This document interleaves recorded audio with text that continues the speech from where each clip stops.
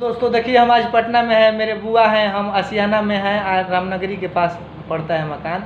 अब मेरा फुआ का इतना सुरीली आवाज़ है। देखिए भैया, आवाज़ को देखकर अच्छा लगेगा तो कमेंट कीजिए, लाइक कीजिए, और मीडिया वाला बंधु से कहेंगे कि जल्दी इनको आवाज़ को आगे तक पहुंचाइए। गाइए फुआ, गाइए।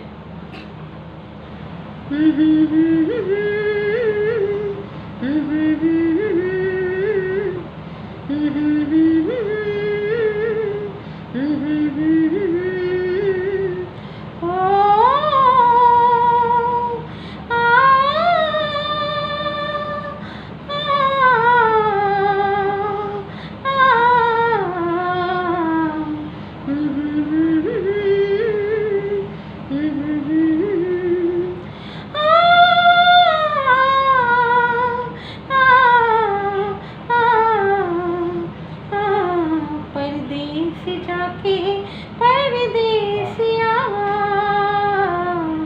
भूले न जाना पिया हो। परदेस जाके परदेसिया भूले न जाना पिया हो। तन मन किसी ने तुझे